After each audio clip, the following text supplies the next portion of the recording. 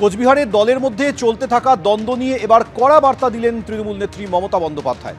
সবাইকে একসঙ্গে কাজ করার নির্দেশ দিয়েছেন নেত্রী।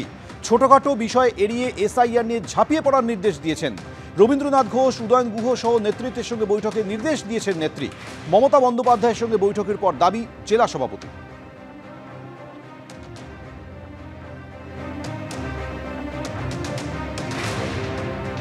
মুখ্যমন্ত্রী আমাদেরকে যেটা পরিষ্কারভাবে বার্তা দিয়েছেন যে এসআইআর নিয়ে একটা গভীর চক্রান্ত চলছে আমাদের ইলেকশন প্রসেসটাকে ডিস্টার্ব করার, সেদিকে যাতে আমরা বেশি করে কনসেন্ট্রেট করি।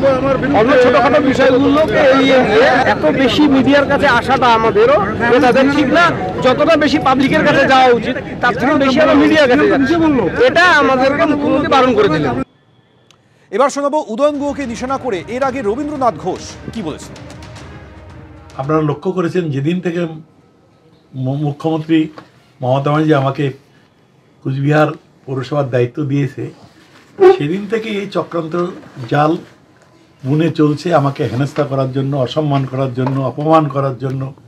এবং এই সমস্ত ঘটনাগুলোর মূলে রয়েছে দুজন, একজন উত্তরবঙ্গ উন্নয়ন মন্ত্রী উদয়ন গুহ এবং আরেকজন হলো আমাদের জেলা তৃণমূল কংগ্রেসের সভাপতি অভিজিৎ দেব ভৌমিক হিপ্পি।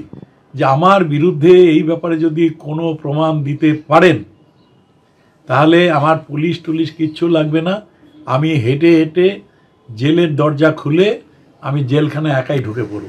অনেক সময় আমরা দেখতে পাই যে আমাদের অনেক পুরনো কর্মী, দুঃসময়ের কর্মী, তাদেরকে গাজার কেস দিয়ে বুক করা হচ্ছে।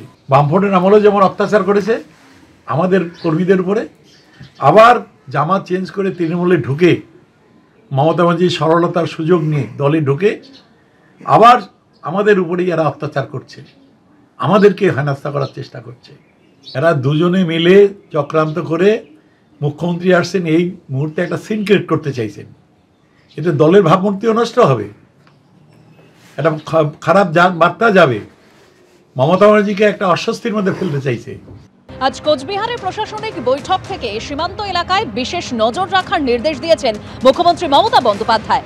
বাংলা বললেই বাংলাদেশি তকমা দিয়ে দেওয়া হচ্ছে, ভারতের নাগরিক হওয়া সত্ত্বেও কেন পুশব্যাক করা হচ্ছে? পুলিশকে আরও নজরদারি বাড়াতে হবে, অন্তত নাকা চেকিংটা ঠিক মতো করুন। রাজ্য পুলিশকে নির্ভয়ে কাজ করতে হয়, সীমান্ত এলাকা দিয়ে প্রচুর লেনদেন হচ্ছে, যারা সমালোচনা করছে তারাই এটা খেয়ে যায় আর দোষ হয় অন্য লোকের।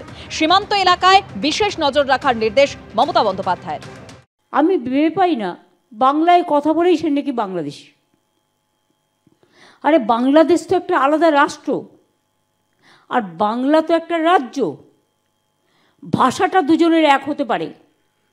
তো পাকিস্তানের যে উর্দু ভাষা, সে উর্দু ভাষায় তো আপনার ইউপির লোকেরাও কথা বলে, সে তো বিহারের লোকেরাও কথা বলে, আমাদেরও অনেকে আছে কথা বলে উর্দুভাষী যারা আছে, যারা পাকিস্তান আর পাঞ্জাব বর্ডার আছে, তারা পাঞ্জাবি, পাকিস্তানে একটা পাঞ্জাব আছে, আবার ইন্ডিয়াতে একটা পাঞ্জাব আছে।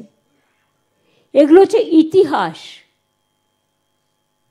এটাকে বিকৃত করে সবাইকে একটা বাংলাদেশি তকমা লাগিয়ে দিয়ে আর কাউকে কাউকে পুশ করা হচ্ছে। লোকাল পুলিশরা কি করছেন? আপনাদের হাতের নাগাল থেকে কি করে বেরিয়ে যাচ্ছে। আর যারা রাজ্যের পুলিশ অফিসার তাদের আমরা বলবো, এত ভীতু হলে চলবে না। মারপিট করতে বলছি না, খুন খারাপি করতে বলছি না, অন্তত প্রোঅ্যাক্টিভ হন, নাকা চেকিংটা ঠিক মতো করুন। প্রচুর লেনদেন উধার উধার হচ্ছে বর্ডার দিয়ে, এবং যারা বেশি সমালোচনা করে তারাই এটা খেয়ে যায়, আর দোষ হয় অন্য লোকের। সব পাখি মৎস্য খায়, দোষ হয় মাছরাঙার। এটা মাথায় রাখবেন। এবিপি আনন্দ, এগিয়ে থাকে, এগিয়ে রাখে।